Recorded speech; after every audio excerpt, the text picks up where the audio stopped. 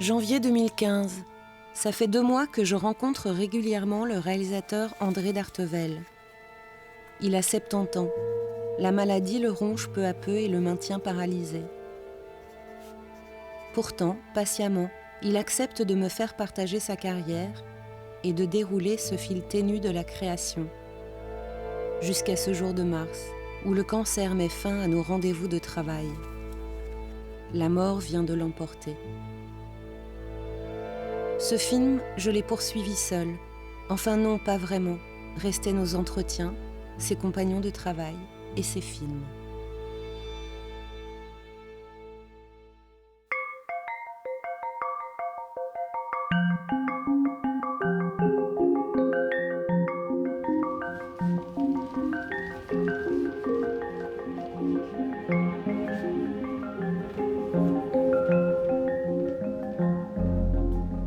Pendant près de 40 ans, André Dartevel a filmé plus d'une centaine de reportages et de films indépendants. Tout un tas de bobines attendent de sortir des archives. Des reportages au destin éphémère, retournés à l'oubli après leur diffusion sur les antennes. De quoi sont faits ces films? Par quoi sont-ils portés?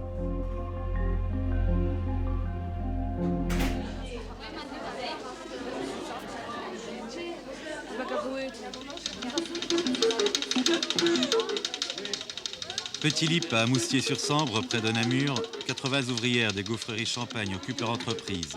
Les gaufreries Champagne ont été mises en faillite il y a une semaine par le tribunal de commerce de Namur, à déficit d'une 30aine de millions. Les ouvrières, appuyées par les syndicats, veulent continuer leur production pour se payer leur salaire.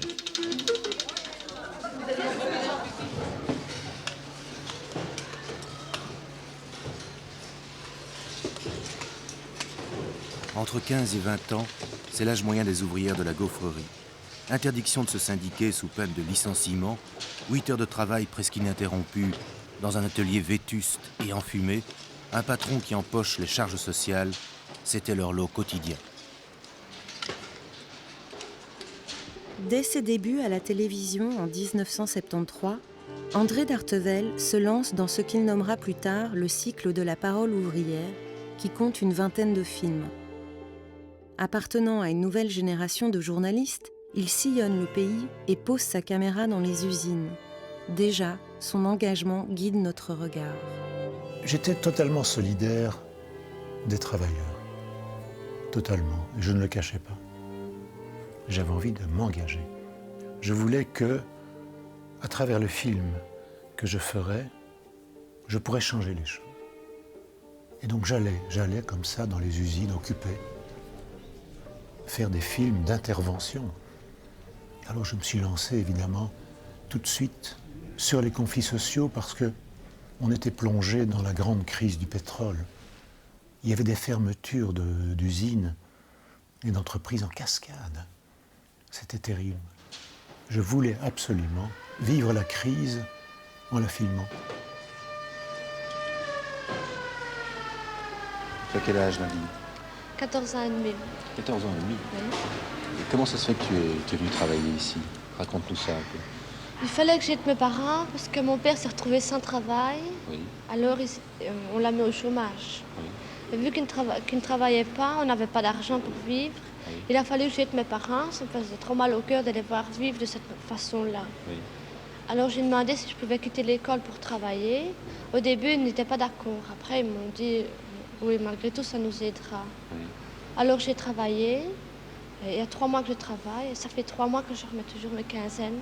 Tout le temps. Aux parents? Oui. Tu remets toute ta quinzaine aux parents? Oui. Oui. Alors, Qu'est-ce que tu bien gardes pour entendu, toi? 300 à 400 francs Oui. par semaine. Sur combien? Sur 1894 francs par semaine. Et qu'est-ce que tu penses de l'usine? C'est pas dur? Un peu malgré tout parce que toute la matinée c'est debout, tout l'après-midi c'est encore debout. Quand on a fini de travailler, c'est frotter les fers. Donc c'est toujours travailler sans arrêt. Malgré tout c'est fatigant parce qu'il y en a de celles qui tombent malades, on a des symptômes, on a toujours envie de remettre, on doit sortir, on ne se sent pas à son nez. Et vous n'avez jamais mis un petit moment pour souffler, là, pour aller respirer? Non, jamais. Et l'atelier dans lequel tu travailles, tu trouves qu'il est Suffisamment... Il n'est pas assez Bien. propre. Oui. Pour dire il est dégueulasse. Il y a des souris, il y a des oiseaux. Bien souvent, on arrive, ils ont fait leur petit paquet sur la table. Il fait étouffant, il n'y a pas assez d'air, il ne fait pas assez clair dans l'usine. C'est ça.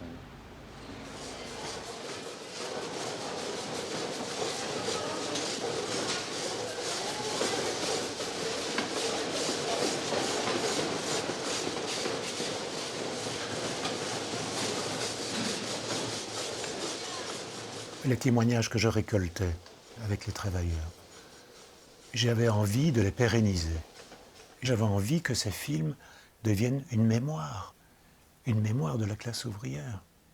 Je m'appelle Fatima, je suis rentrée à 16 ans à la FN et je suis femme machine.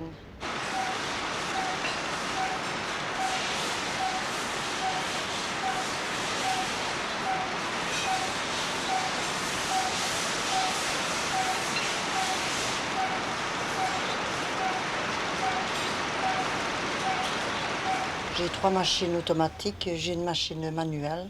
Oui. Et alors, pendant que mes machines font l'opération, je dois bien vite aller courir travailler sur la 4e. Oui. Et alors, avec ça, je suis toujours en rond toute la journée et je cours tout le temps. Oui. Et vos machines, elles sont propres?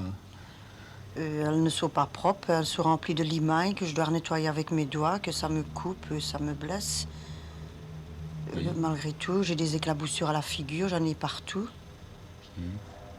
S'il n'y a pas de pardon, on doit quand même continuer à travailler pour arriver à faire sa production. Oui. Si vous vous êtes blessé à 100, eh ben, vous enlevez votre limaille et vous retravaillez comme ça, hein, vous retravaillez avec des blessures. André a fait notamment un superbe reportage sur ce qui s'appelait les femmes machines. C'était des ouvrières qui travaillaient à la FN de Herstal, à fabriquer des armes, mais qui avaient toujours les mains dans l'huile, etc. Elles se sont révoltées parce qu'elles gagnaient beaucoup moins que les hommes. Et il a suivi le combat de ces femmes pour l'égalité des droits et l'égalité de salaire.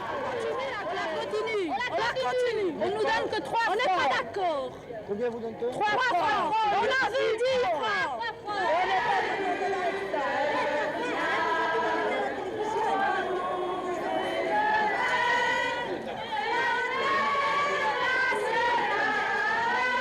Ces femmes-ci sont ici, bien habillées, c'est là-dedans qu'il faut les voir, dans la crasse où elles sont, qu'il faut les filmer. Car le véritable problème, c'est ça. Les femmes sont réellement des esclaves ici à l'intérieur. Il faut qu'il y ait un groupe de 24 pour voir comment Parce qu'ici, il fait beau, il fait clair, mais c'est là-dedans qu'il faut aller. C'est tout le déclin industriel de la Wallonie dont il va se préoccuper, la fermeture des entreprises, de la sidérurgie, de la métallurgie, de toutes ces entreprises qui sont abandonnées, de ce capitalisme wallon qui déserte la région et qui se transforme en opérateur purement financier. Donc là, il y aura une série de films qui vont rendre compte de cette réalité-là. Décembre, la route nationale 22 près de Mons est bloquée par des tôles fines et des lingots d'acier. Les sidérurgistes borains n'en ont plus besoin. Leur aciérie, la dernière de la région, vient de fermer ses portes pour éviter la faillite. C'est la fin des laminoirs de Gemap, sacrifiés à la restructuration du secteur de l'acier en Belgique. Aux côtés des 700 travailleurs licenciés, les centaines de prépensionnés de l'usine inquiets.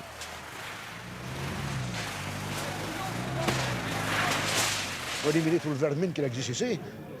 C'est ça qu'il y a. Soyez précis, quelle vermine? Le vermine, la milice, c'est tout ça. Hein. Et alors? La guerre, justement, contre quelle nouvelle, là? C'est la guerre contre qui, justement, pour le faire. Martin, il ne s'est pas vivre avec 28 000, il l'a déclaré à la télévision il n'y a pas si longtemps que ça. Mais ici, il y en a qui vont vivre avec 20 000, et encore, et encore. Finalement, et encore. Vous vivez avec combien, vous? Quoi? Vous vivez avec combien? Moi, je vis avec 30 000, maintenant, comme prépensionnaire, environ, plus ou moins. Ouais. Ben, attention, hein, on m'a déjà traité 3 000 francs, je suis en dette de 6 680 francs depuis le mois d'avril. Vous êtes fâché?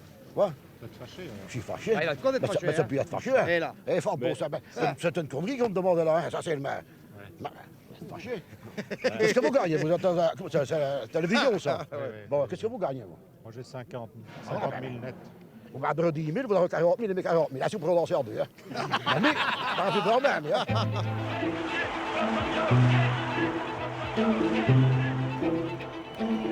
Derrière cet engagement aux côtés de la classe ouvrière se cache un souvenir d'adolescent. L'histoire commence par une prise de conscience fondatrice.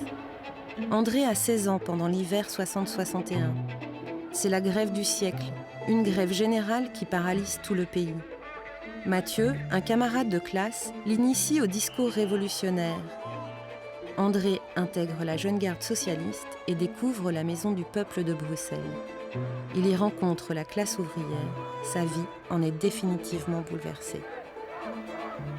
Il y avait des milliers d'ouvriers qui convergeaient devant cette façade pour écouter les discours des dirigeants syndicaux et des dirigeants du parti. Et la volonté de combattre était terrible. Et j'ai vraiment été électrisé par ce climat. Et voilà, j'ai dit oui. Oui, je ferai partie de la jeune garde. Et j'ai participé donc aux manifestations avec les ouvriers. Nous allions défiler sur les grands boulevards. On avait rempli nos poches de boulons et de billets. Les boulons, on les lançait dans les vitrines des journaux réactionnaires. Quand les gendarmes arrivaient avec leurs chevaux, et s'ils nous chargeaient, eh bien, on lançait des billes sous les sabots, ce qui donnait lieu à des chorégraphies extraordinaires. André d'Artevelde quittera très vite la jeune garde socialiste, mais il gardera bien ancrées ses idées de solidarité et ce sentiment de révolte.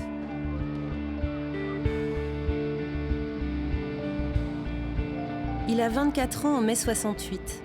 Jeune étudiant en histoire à l'Université libre de Bruxelles, il est partie prenante du mouvement de contestation. On avait l'impression que tout était possible. Mais que non seulement tout était possible, mais on avait une foi dans le progrès. On était sûr que les choses allaient évoluer dans le bon sens, qu'il y allait avoir plus de justice sociale, que finalement l'écart entre les riches et les pauvres allait diminuer, qu'il y allait avoir plus de justice dans les relations internationales, etc. Porté par ses idéaux et ce vent de liberté, André déserte la quiétude des bibliothèques et devient journaliste à la RTB. S'il commence à la radio, il est bien vite repéré par la télévision.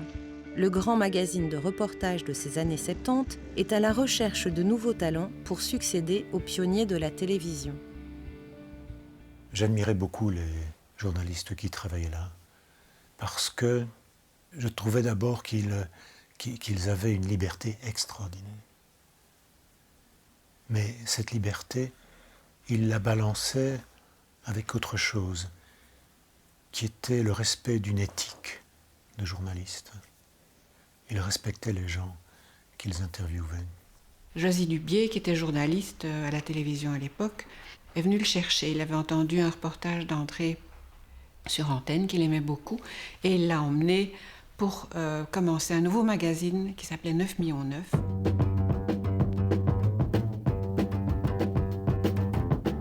On avait une très grande liberté de choix des sujets, etc. Et notre mission, c'était d'informer le grand public sur tous les aspects de la vie politique, économique et sociale en Belgique, mais aussi dans le reste du monde. Donc c'était une vaste mission et on s'y est attelé avec la petite équipe que je dirigeais pour essayer de faire cette tâche le mieux possible. Et André y a donc contribué. On a surfé vraiment dans une vague d'après 68 avec un engagement très très fort. Et toutes ces équipes de reportage, c'était des gens comme ça, des journalistes très engagés, qui avaient envie de changer le monde, qui avaient envie en tout cas de faire connaître la voix des gens qu'on n'entendait jamais, c'est-à-dire des ouvriers, des petites gens.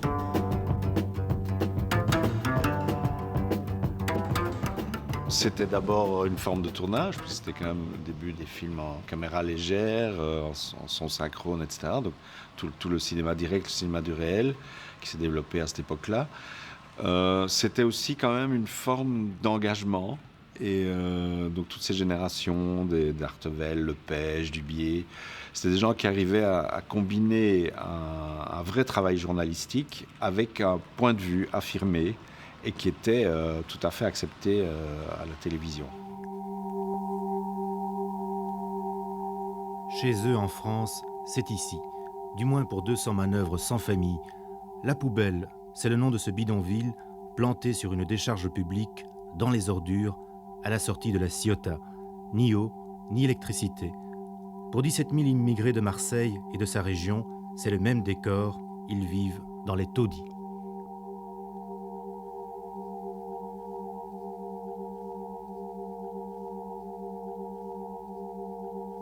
Pour protester contre ces conditions, des travailleurs immigrés ont fait des grèves de la faim. Un jeune Marocain et son mouvement, le mouvement des travailleurs arabes, ont animé cette lutte. Pour les travailleurs arabes, disons que, comme tous les autres travailleurs immigrés, sont soumis à des conditions de vie et de logement tout à fait spéciales. Et disons que jusqu'en 1970, les travailleurs immigrés et arabes en particulier s'accommodaient plus ou moins avec cette situation. Mais les travailleurs immigrés et arabes, ils ne se faisaient pas d'illusions sur la possibilité d'arracher des revendications matérielles tant qu'ils sont soumis à un système d'oppression tout à fait atroce, tant qu'ils n'ont pas le droit de revendiquer, tant qu'ils ont le droit de rien faire. Et la première revendication à cette époque, c'est qu'ici, on a le droit aussi de revendiquer au moins. Les travailleurs arabes, avant qu'ils demandent des augmentations de salaire ou des trucs comme ça, ils veulent quand même qu'on les traite comme des hommes. C'est-à-dire qu'ils veulent qu'ils aient une dignité d'homme. On ne peut pas l'avoir avec de l'argent, ça. Il faut qu'on nous considère comme des hommes. C'est-à-dire que dans les quartiers, on ne vient pas arrêter les travailleurs arabes comme des chiens, on les emmène dans des commissariats, on les frappe, on les insulte. Et puis sur les chantiers, les patrons qui les traitent comme des bêtes. Ouais.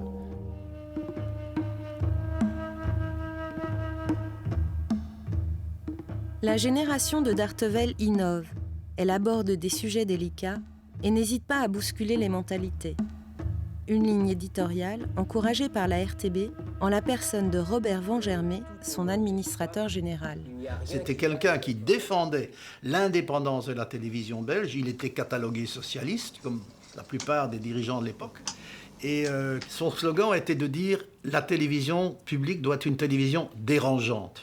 C'est-à-dire qu'il ne fallait pas simplement faire le train-train quotidien, il fallait informer les gens, mais aussi savoir les bousculer, les déranger. Il n'y avait pas de concurrence de chaînes privées par rapport au service public. Et surtout, les dirigeants ne concevaient pas qu'il fallait travailler en ayant en esprit la question de la concurrence. Il fallait développer sa propre personnalité de service public et convaincre par cette personnalité-là, essayer évidemment, d'obtenir une audience la plus large possible, mais ce n'est pas elle qui indiquait les choix éditoriaux.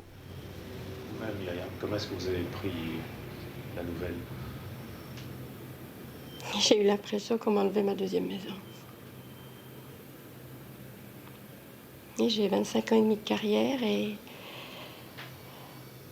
j'ai commencé par la vente et puis je suis arrivée dans le bureau. D'abord en faisant des commandes, j'ai continué à faire les commandes ici, attachées au bureau d'achat dans le service.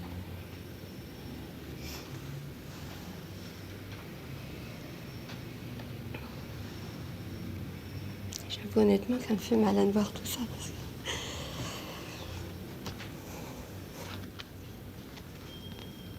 admettons qu'à la place de la caméra soient les dirigeants. Qu'est-ce que vous leur diriez? Qu'ils étaient responsables de 900 personnes.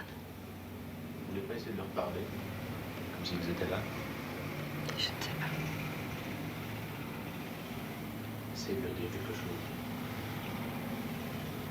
chose. C'est pas facile. Ils vous regarderont.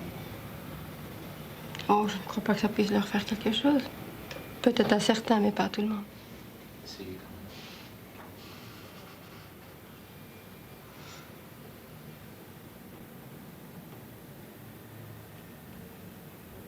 Je suis très triste de ce que vous avez fait. Vous auriez pu, je pense, agir autrement, demander peut-être encore un effort au personnel.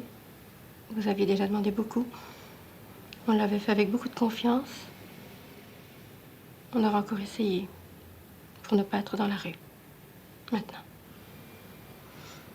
Je crois que ce qui doit vraiment nous commander, et j'utilise le terme militaire nécessaire, ce qui doit nous commander, c'est un esprit de fraternité, d'amitié et de solidarité.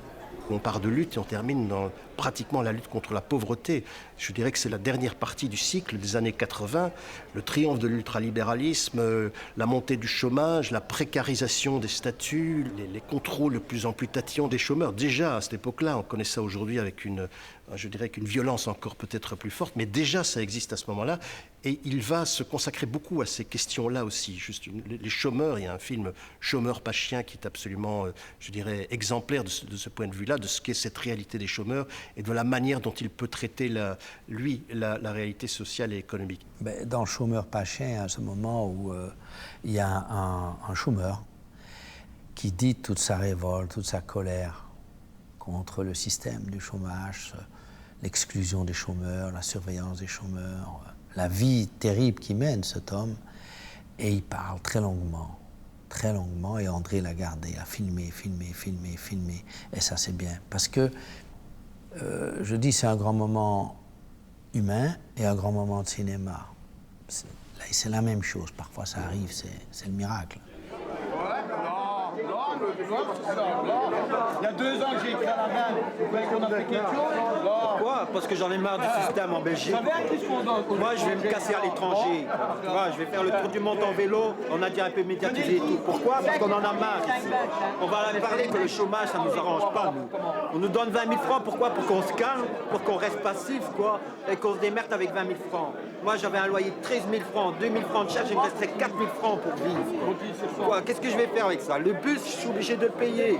Pourquoi un chômeur doit payer le bus, doit payer sa mutuelle? Moi, quand je suis malade, je ne suis même pas payé de mes médicaments. Rien. Je suis obligé d'aller au resto du cœur des fois pour aller bouffer. Mais merde, quoi. En plus, on est en démocratie ici. Je ne crois pas qu'on est en démocratie. C'est ferme ta gueule et va au chômage, quoi. Ou alors fais des formations, fais ci, fais ça. J'ai 35 ans, quoi. J'ai déjà plus d'avenir, quoi. J'ai déjà plus d'avenir en Belgique. J'ai plus rien. Qu'est-ce que ça va être pour mes enfants, tout ça, putain. Parce que la gangrène, elle est là, quoi.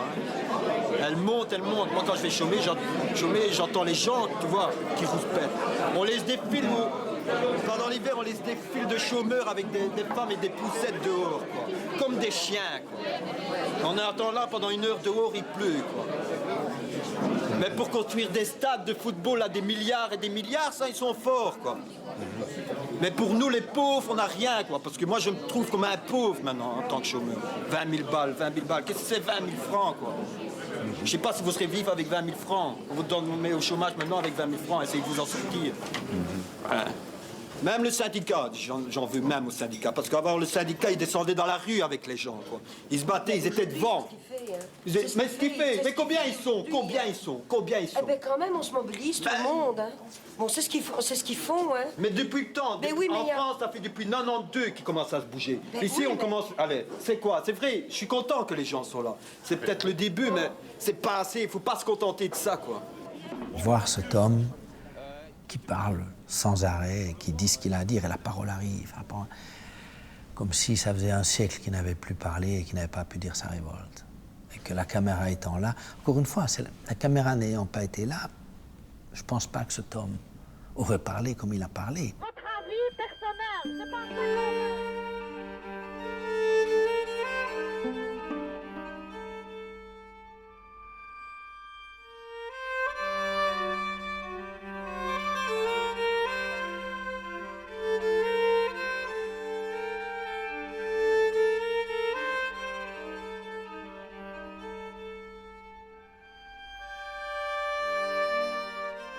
Si en Belgique, André est le porte-parole de la classe ouvrière, à l'étranger, il se fait reporter de guerre pour témoigner des conflits de son temps.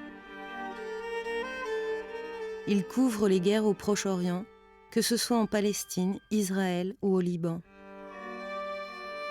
Il en ramène des images saisissantes des combats, mais se préoccupe surtout des souffrances endurées par les civils.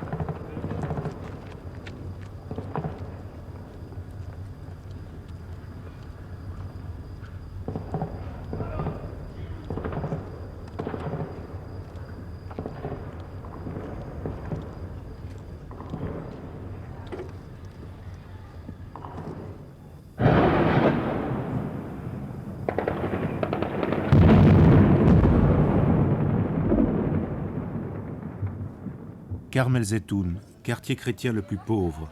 Faute de moyens, la plupart des habitants n'ont pu fuir vers les villages de la montagne.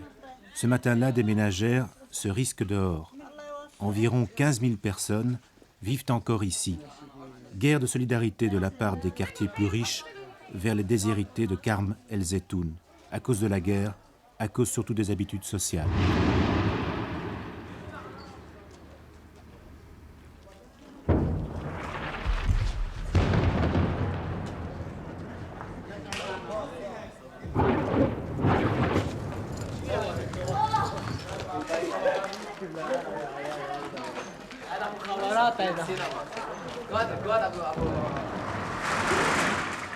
Ici, les obus tuent et détruisent beaucoup plus que dans les quartiers résidentiels faits de hauts immeubles en béton armé.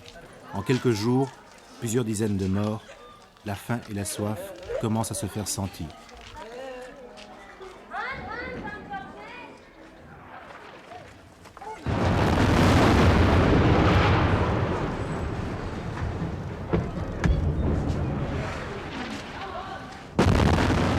André a ouvert une brèche au début, avant qu'on soit ensemble, de parler autrement de la Palestine et du Proche-Orient. Et ça, c'est indéniable, vraiment. أحسن من إسا 100 مرة وإسا حرام وأنتوا ظالميننا وبلادنا أحسن من هاي البلاد ولازم نرجع بلادنا وهاي البلاد مش Tout était meilleur en Palestine. Il y avait une solidarité entre les gens. Nous vivions heureux là-bas. On avait nos terres, nos maisons. Personne ne nous traitait de réfugiés. Ici, nous sommes dans un pays qui n'est pas le nôtre, un pays d'injustice.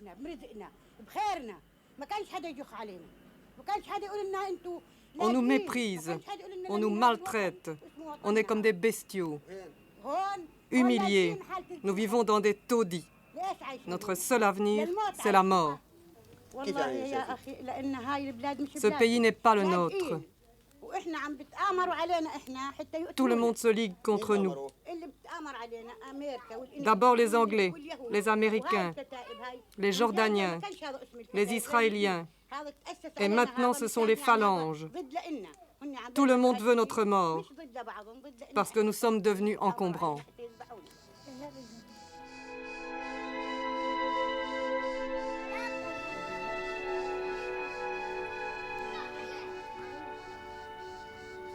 Je considérais que le peuple palestinien était un peuple victime, qu'il risquait un jour, peut-être pas de disparaître, mais de subir des massacres effroyables. Il fallait soutenir le peuple palestinien et faire connaître son sort au public chez nous. Voilà, et donc j'ai été aussi bien en Palestine-Israël qu'au Liban. J'ai été de l'un à l'autre pendant plusieurs années. André d'Artevelde couvrira les conflits au Proche-Orient de 1975 à 1982. Très vite, il est rejoint dans cette tâche par un jeune réalisateur palestinien, Michel Cléfi. Si André d'Artevelde est un journaliste de la parole, Michel Cléfi, lui, est un cinéaste de la situation. Ensemble, ils vont allier leurs talents en quête d'une même vérité. J'ai appris avec Michel à connaître cette société. Et ce qu'il faisait avec moi, c'est d'essayer de faire un cinéma sans poncif, sans lieu commun. Il voulait absolument éviter de créer des images d'Épinal sur la résistance palestinienne avec un grand R et l'anti-impérialisme de cette résistance. Sur l'éthique de notre métier, nous étions d'accord, je crois. C'est qu'il fallait ramener les choses aux individus. Au-delà de l'engagement, c'est quelqu'un qui cherche une vérité. Hein. On n'était pas des avocats. Hein. Il ne fallait pas défendre, il fallait, disons, révéler. Il fallait dévoiler. Hein, dans le sens où l'œil dévoile, hein, la parole dévoile. On essayait vraiment d'explorer une réalité.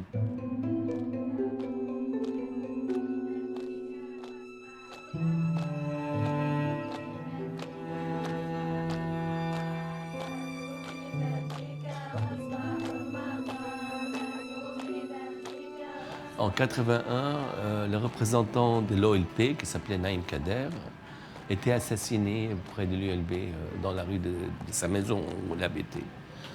Et donc voilà, on a fait un film à partir de sa mort, une sorte de portrait de lui, du village de la Palestine. Voilà, c'est une dialectique entre ces trois éléments.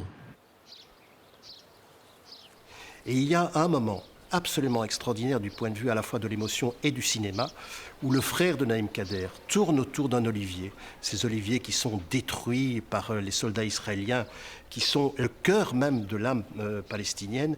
Et il y a là une séquence où tout est dit à travers uniquement ce monologue du frère qui rend compte de qu'est-ce qu'est l'oppression que vivent les Palestiniens. Et voilà encore un exemple où la parole donnée aux opprimés est inséparable d'une recherche de langage cinématographique. Il n'y a pas l'un ou l'autre, il y a toujours l'un et l'autre. Les soldats font toujours des manœuvres pendant la saison des olives et ils nous chassent. En plus, ils cassent et ils abîment les oliviers. Regardez là-bas, cette petite région. On peut la voir d'ici, à côté du camp militaire. Ce sont nos oliviers. Eh bien, ils ne se gênent pas, ils arrachent et ils cassent les branches qui sont à leur portée. Oui, ils me font cela à moi qui ai élevé ces oliviers comme mes fils. Eux qui n'ont pas versé une seule goutte de sueur pour ces arbres. Ils cassent les branches et les jettent par terre. Et gare à vous si vous leur dites un mot trop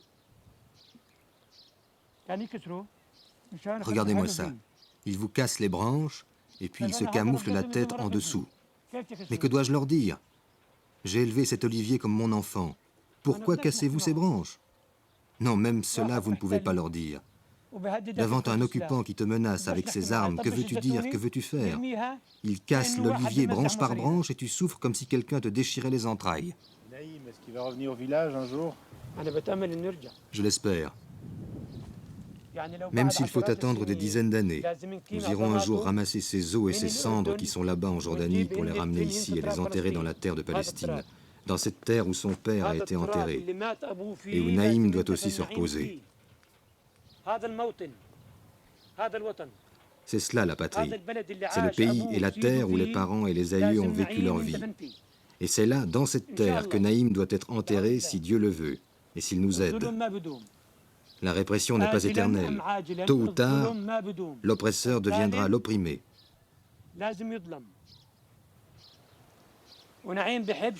Naïm aimait tellement les oliviers.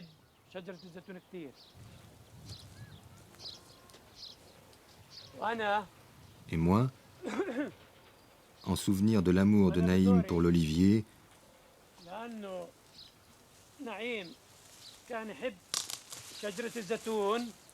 j'offre cette branche à sa femme Bernadette.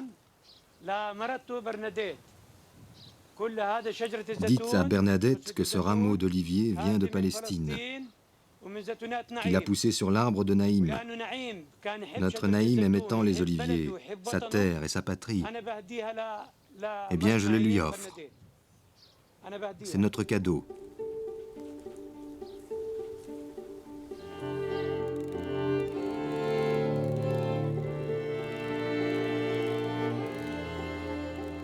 Avec ses équipes, André poursuit son travail de témoin et couvre entre autres la lutte sandiniste au Nicaragua, la famine au Brésil et l'Espagne d'après Franco.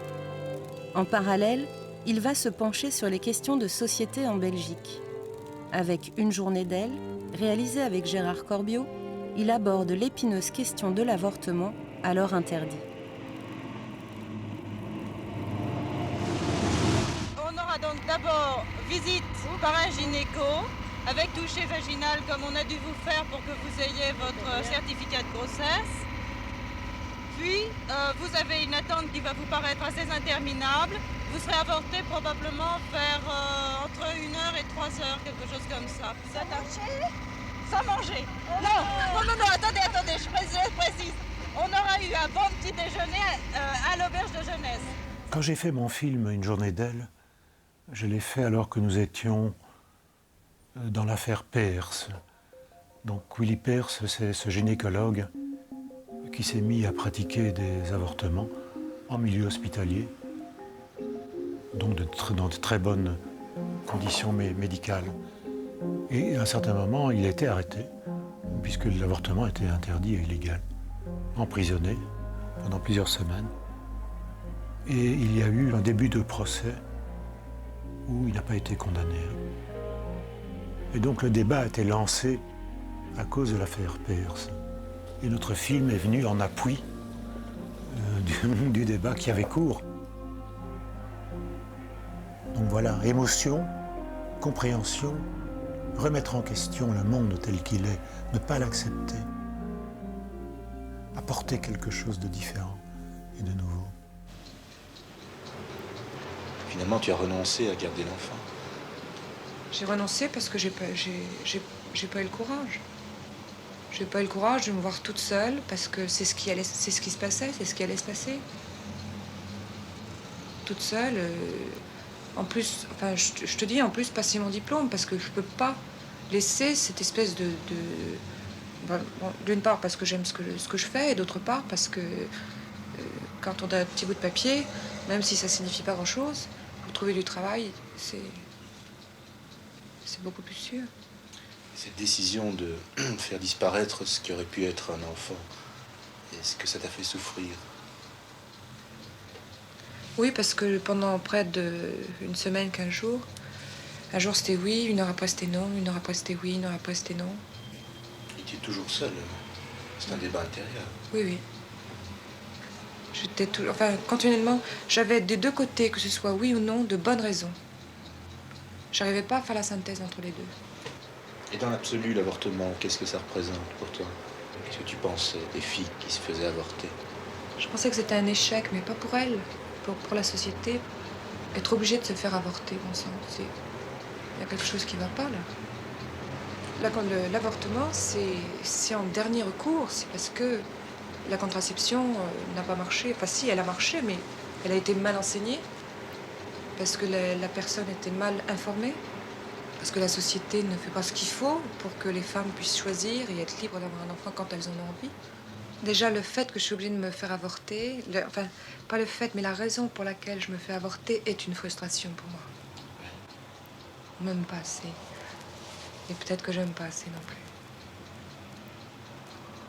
Tu auras l'impression d'avoir perdu tout court. En fait. Pas avec l'avortement, j'ai déjà l'impression d'avoir perdu. C'est déjà fait.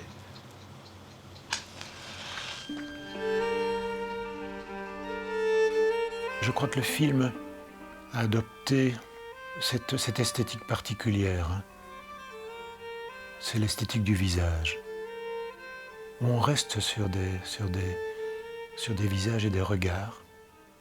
On voyait passer sur le visage des ombres, comme s'il était devenu un paysage.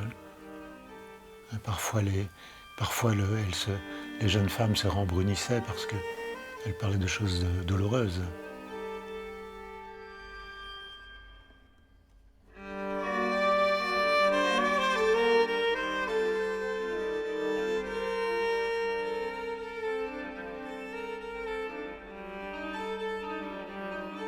Il y a une spécificité, me semble-t-il, chez André dans la manière de réaliser les interviews, les entretiens.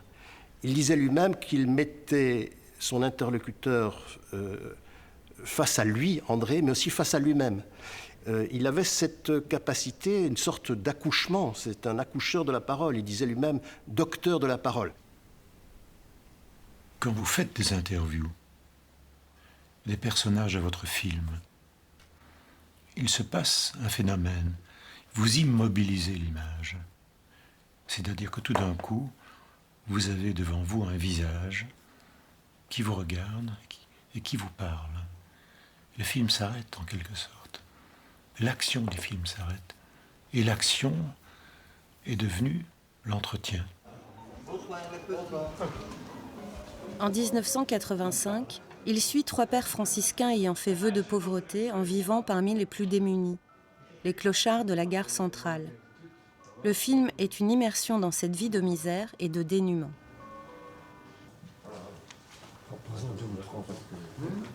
Les gens nous regardent plutôt comme des bêtes en liberté. Enfin. Ce serait plutôt une attraction pour eux. Je pense pas qu'ils ne pense pas qu'il y ait un sentiment de pitié au moment où les gens nous regardent. Les gens doivent dire c'est quoi ça, ces gars dans ce coin-là. Ça prend de la place alors que nous autres, on devrait être assis là. Tu sais qu'ils sont d'une église qui est très riche, très puissante. Oui, les franciscains. Oui. Oui. Ils ne pourraient pas donner un peu d'argent? C'est pas leur église que nous c'est pas leur église que nous aimons, nous autres, c'est eux. Alors si eux-mêmes ont décidé de ne plus être riches eux-mêmes dans leur riche église et de vivre comme nous, comme des miséreux, on ne sait quand même pas aller leur enlever ce qu'ils n'ont pas. Comme un proverbe belge qui dit « La plus belle femme du monde ne sait pas donner ce qu'elle n'a pas ». Ce sont des itinérants. Ils ne restent pas toujours avec nous ici. Oui. Ils restent un moment ici avec nous, puis ils vont aider d'autres gens dans d'autres villes qui ont aussi besoin d'eux. Et quand on ne les voit plus, quand ils ne sont plus là, ben, ils invitent. Alors on dit « Ah, quand c'est qu'ils reviennent? Quand c'est qu'ils reviennent, Jean-Claude? Quand c'est qu'ils reviennent, Michel ?» Mais on a l'impression qu'ils font un peu partie du décor ici. Un peu des garnitures, les frères, non? Non. Est-ce qu'ils vous aident vraiment? Non, ils font partie de notre famille. De notre famille des misérables. Parce que, enfin, je sais pas, mais dans le temps, il y avait la cour des miracles. Ben maintenant, la guerre centrale, c'est tout ce qui reste de la cour des miracles ici à Bruxelles. Enfin. Il avait une forme de curiosité instinctive et je trouve qu'il ressemble très fort à son cinéma, ou c'est plutôt son cinéma qui ressemble à cette curiosité, parce qu'il était avec les gens comme il était avec les sujets, curieux.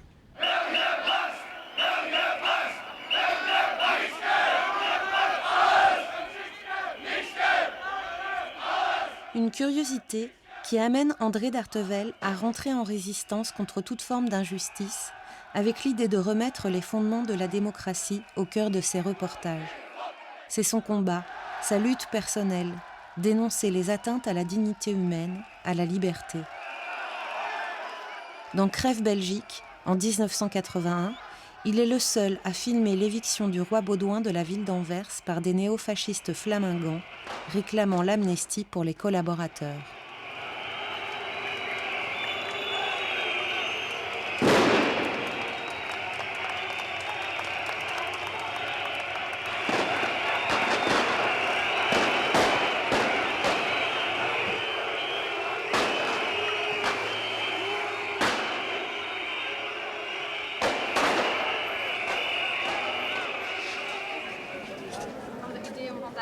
Van de betoging. Nu kleine kinderen, hè, die amuseren, hè, luister. Ja, maar dat zijn mensen die dan in de tijd gediend hebben onder een andere vlag, hè. Ah ja, nou. Ja, liggen boeten, luister. Ze hebben de slechte kant gekozen destijds en dan moeten ze de gevolgen. Je bent gekabelarteerd van de honger. Je bent misschien zelf een zwarte geweest. Ja, dat is helemaal wat anders. Of wel een dief bij de witte. Ja. Een dief. Ja. Mensen bestalen. Ja. Ja. Dan moet de gages zeggen, de taallantaarn. Je mag toch geen reclame zijn afslaan. Nee, ga niet. Zeg, voor mam, zeg, mam mogen ze fotograferen, maar ga niet. Goh, daar heb ik geen stuk nee, want voor je nozelaars. Oh, En ja, daarbij, maar meneer, als je na 30 jaar nog berg geen amnestie kunt geven, hè. Dan zit de vermaaien... Amnestie, waar is er amnestie? In welk land? Overal is er amnestie, boven hier. In Duitsland is er zelfs nog geen amnestie, want ze vervolgen nog de nazi-misdadigers. Ga ze een misdadiger? Ja. Ga wordt Keppel van de Weerstand. Keppel, gelukkig dat die er waren. Anders hadden niet geen dat genaaid, jongen. Beter. Je hebt nog niks meegemaakt, je hebt de Duitsers nog niet gekend. Alle vrienden. Ja, ik heb ze gekend. À la fin des années 80, André s'ouvre à un autre domaine qui est les portraits d'artistes. Donc alors qu'il a fait l'ensemble de sa carrière sur les grands reportages, sur les films sociaux en Belgique, des grands sujets de société, il commence à faire des films sur l'art. Il n'a pas d'objectif académique, André. Son but n'est pas de décrire l'histoire de l'art. L'art, pour lui, c'est une partie de la vie, c'est une partie de la société, ça a un enjeu politique. Et donc, évidemment, quand il fait un film sur l'art, c'est pour lui donner une portée et un écho, une résonance sociale et humaine.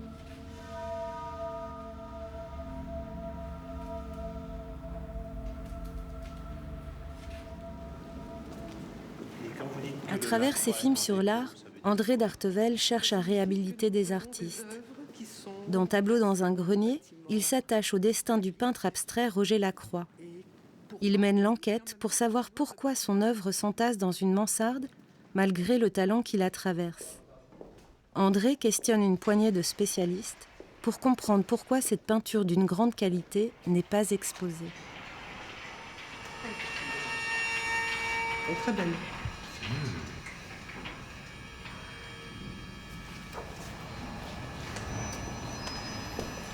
1969. Je trouve que l'harmonie est très subtile. Ça fait penser un peu à certains travaux japonais ou chinois. Pouvait. Est-ce que pour la croix, vous avez déjà lancé des pistes? Non. Mais pourquoi? Parce qu'il est... Il est très confidentiel, il est resté comme ça dans en dehors des marchés. Et parce que il faut du temps. Donc c'est le marché qui décide encore aujourd'hui? En partie. Et il faut dire qu'il y a beaucoup d'artistes aussi. Et que... Il n'est pas le seul. Je ne dirais pas qu'il n'est pas le seul. Au niveau de la qualité, ils ne sont peut-être pas si nombreux. Mais c'est difficile. On ne peut pas être coupable de tous les artistes qui ne sont pas connus.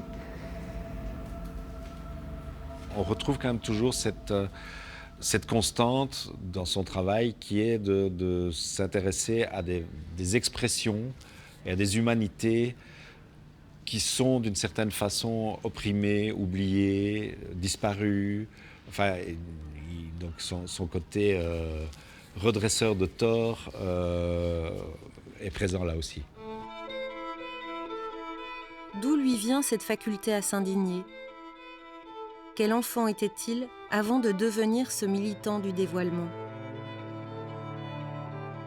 André d'Artevelde naît le 21 août 1944. Moins d'un mois plus tard, c'est la libération de Bruxelles. Edmond, son père, est résistant. Il fait partie du Front de l'Indépendance. Torturé par la Gestapo, Edmond en garde des traumatismes incurables. Il en mourra d'ailleurs quelques années plus tard. Un père résistant et paléontologue. André n'a que 2 ans quand une des missions paternelles amène toute la famille au Congo. Malgré les apparences, André y passera une enfance solitaire avec pour seul compagnon un jeune domestique.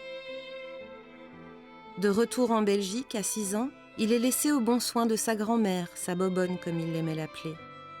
L'entente est parfaite mais silencieuse. Un silence qui va habiter toute sa jeunesse. Un silence opaque qui le prive de la parole. Un handicap qu'il mettra une vie à surmonter.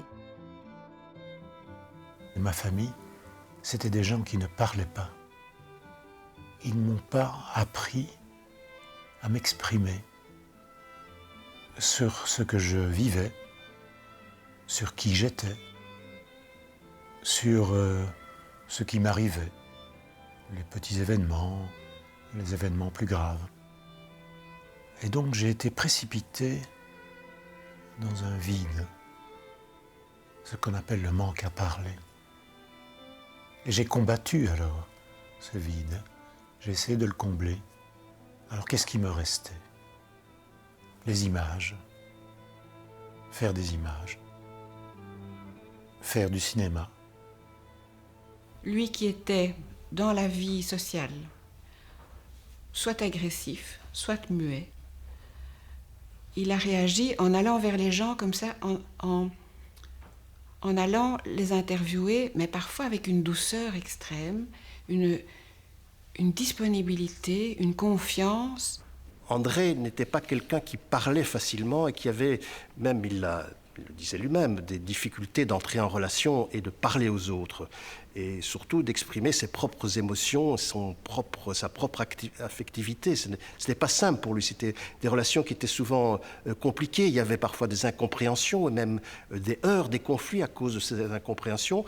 Mais cette parole, il la libère dans le film. Ami, si tu tombes, un ami sort de l'ombre à ta place. Demain, du sang noir séchera au grand soleil sur les routes. Ce travail sur la parole, André d'Artevelde va le poursuivre avec son cycle sur les 2 guerres mondiales. Avec ses films, il cherche à faire surgir les émotions de la mémoire traumatique. Il part à la recherche d'une sorte de liberté intérieure. C'est le cas dans « À mon père résistant », sa série de 3 films produits par Jean-Pierre et Luc Dardenne. André, il ne filme pas des discours de résistants. Il ne filme pas des idéologues, il ne filme pas des pensées prêtes à porter, prêtes à être proférées. Non, on voit les gens qui pensent, qui hésitent, qui se taisent. Les êtres humains qui vivent, parce que la parole, c'est vivant, sauf quand elle devient une parole idéologique, quoi, ou elle devient langue de bois, ou un discours qu'on répète. Et là, il sait filmer ces gens, il sait les interviewer. C'est un grand intervieweur, il sait attendre, et laisser venir, et poser des questions parfois très difficiles, qu'il enlève d'ailleurs souvent, mais on sent que les gens sont là, le regardent, et puis parlent, et il laisse descendre les personnes qu'il interviewe dans leur profondeur, quoi. André avait la hantise d'une parole scellée. Il voulait libérer la parole, il voulait casser les pierres, casser les serrures pour que la parole sorte, c'est sûr. Je m'étais toujours dit, je ne voudrais pas survivre à cette guerre sans avoir rien fait. Ça, c'était mon obsession. Et cette obsession était tellement forte qu'elle vous poussait, elle donnait littéralement un certain courage de tenir le coup, même quand c'était très très dur et que plusieurs fois, on a failli se faire étriper dans des actions. Oui. Mais on persévérait parce que ce n'est pas le serment qui nous a liés. Le serment, c'était quelque chose de théorique et d'abstrait. Oui. C'était une certaine camaraderie qui s'était développée. Quand un tombait, on savait qu'il a été arrêté, torturé, etc. On devait quelque chose à quelqu'un. Le film a débloqué cette parole chez mon père. C'est un peu après ça que j'ai pu commencer à vraiment discuter avec mon père de la résistance, lui poser des vraies questions. J'entends par des vraies questions, d'aller vraiment farfouiller dans les choses compliquées, difficiles. Et c'est un peu grâce à André qu'il s'est passé ce processus que je peux qualifier de libérateur ou de peut-être même un peu de thérapeutique, où mon père a pu ressentir le bienfait, l'utilité pour lui de raconter, en fait. Ce qui me frappe par rapport à toute cette histoire, c'est la difficulté que tu as eue à finir par raconter. Donc ce n'est qu'il y a 6 ou 7 ans, quand tu as écrit sur le texte sur Henri Dobzhinsky. À ce moment-là, j'ai vraiment vu quel avait été ton rôle. Par exemple, le fait que tu étais commandant, je ne le savais pas. Enfin oui, je savais que tu avais une responsabilité et tout ça, que tu étais PA, ça oui, ça je savais, mais je ne savais pas, par exemple, que tu avais ce titre de commandant. Je réalise maintenant, lorsque je t'écoute, que mon silence était un peu exagéré, que j'étais beaucoup trop modeste, c'est vrai. Je ne sais pas quand c'est apparu ces premiers signes d'un mouvement qu'on appelle aujourd'hui révisionniste. J'ai assisté un jour à une terrasse de café, à une petite discussion entre un père et un fils qui était à peu près de notre âge. Lorsque j'ai tout à coup entendu dire le père à son fils, et tu sais, tout le monde s'est défendu, mais les Juifs ne se sont pas défendus. Ça m'avait pris tout à coup par les tripes. J'ai eu une réaction très colérique J'ai dit, pardon monsieur, ce n'est pas vrai. Je suis juif, je me suis défendu. Vous n'êtes pas au courant et vous n'enseignez pas correctement l'histoire à votre fils. Je pense qu'André a voulu réaliser à travers ces films, enfin ce film-là en tout cas, quelque chose que peut-être il n'a pas pu réaliser dans la vie, de dialogue avec son père autour de cette question-là, oui. André d'Artevelde me confirmera cette intuition lors de nos entretiens. Il s'agit bien de films en hommage à l'histoire de son père résistant, mort des suites de la torture. D'ailleurs, lorsqu'il entame la préparation de sa trilogie sur la résistance, c'est avenue Louise, là où son père fut emprisonné, qu'il se rend. Il y fait une découverte historique bouleversante. Les derniers mots des prisonniers de la Gestapo, gravés sur les murs de leurs cellules.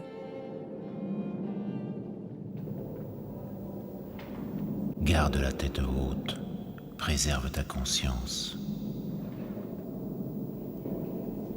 Jules Boisseau, je connais ce nom. C'est un responsable clandestin du Parti communiste à Molenbeek. En dessous, je lis « À mon petit ». Pour André, ça a été une découverte extraordinaire aussi pour la mémoire de Belgique. Et je pense que c'est un homme appelé, d'Artevelde. Il a été appelé par ça.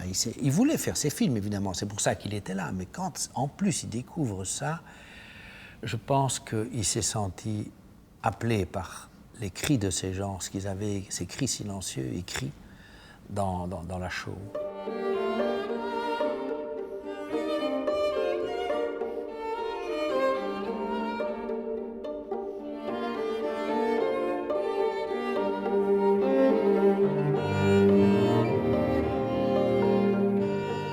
Je dirais qu'il s'intéresse à la mémoire, mais comme la mémoire qui hante, qui a traumatisé, qui continue d'appeler, qui demande justice parfois, qui vous harcèle, qui vous persécute, qui dit « bon, témoigne de ça, dis ça, fais ci, fais là ».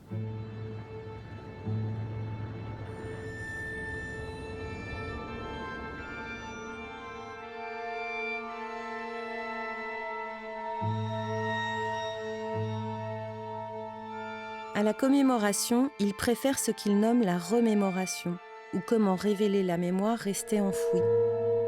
Une manière pour celui qui se livre d'achever son travail de deuil, de dépasser le traumatisme, de s'émanciper et finalement de s'apaiser. Avec Lénie, la vie après la mort, André d'Artevelde recueille les souvenirs d'enfants rescapés de massacres de la Deuxième Guerre mondiale.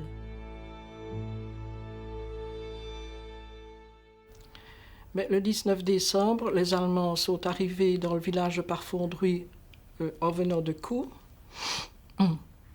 Les premières maisons du village, c'était la ferme Hurlet, à peu près. Tous les gens qui habitaient aux alentours de la ferme s'étaient réunis dans la cuisine de la ferme Hurlet. On n'est pas restés tout seuls, chacun dans leur maison, je suppose. Et alors, le mardi 19 décembre, dans le courant de l'après-midi, 2 Allemands ont fait irruption dans la cuisine. Ils ont fait sortir tout le monde. Ils les ont fait rentrer dans une grange qui était juste à côté. Et là, ils ont mitraillé dans le tas. Alors, il y avait environ une quinzaine de personnes. La moitié à peu près a été tuée, dont maman. Les autres ont été blessés. Ils ont réussi à se sauver par la porte de la grange qui donnait sur le jardin. J'essayais d'établir entre nous ils ont trouvé refuge. une secrète entente, une connivence, qui passe pas seulement par les mots, mais aussi par les regards, par une certaine musicalité du ton, de la voix. C'est comme si je les prenais par la main pour les attirer vers moi. Madame Hurlet, la propriétaire de la ferme, est revenue le lendemain à revoir les membres de sa famille qui avaient été décédés, les revoir une dernière fois. Et là, elle a vu que j'étais vivante, que je bougeais un petit peu. Elle m'a emmenée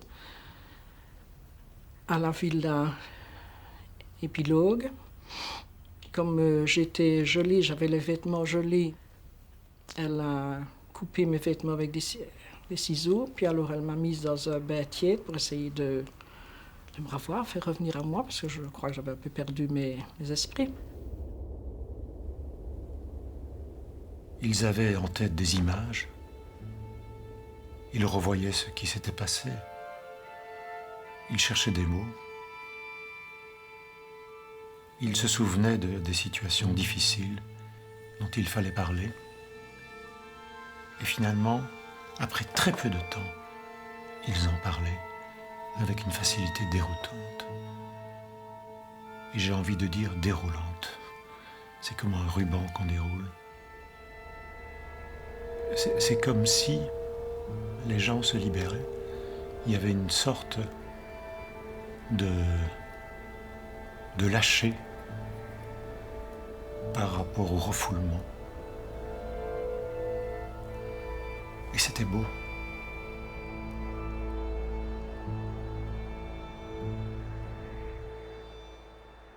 On avait emmené les corps dans une fosse commune, là, dans le jardin de l'abbaye.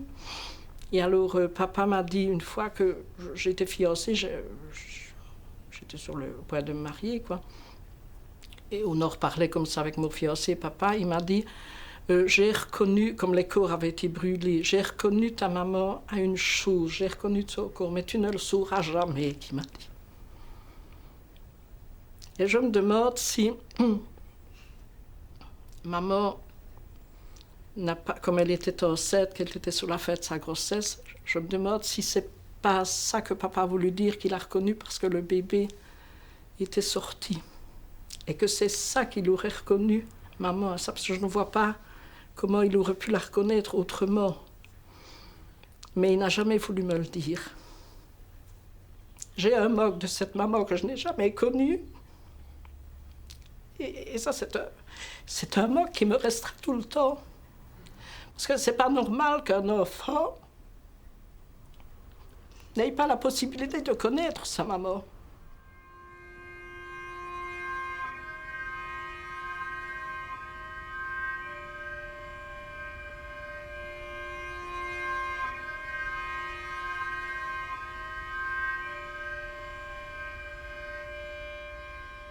Je pense que pour ceux qui n'ont pas connu ces époques-là, il y a là une matière extrêmement riche pas seulement de connaissances, mais d'interrogations sur ce qu'a été ce monde-là et cette période-là. Je crois que ces films, dans la mesure où c'est une parole très libre, où les gens parlent de choses concrètes, des lieux aussi, je pense que ça fera archive, et ça fait déjà archive. Hein.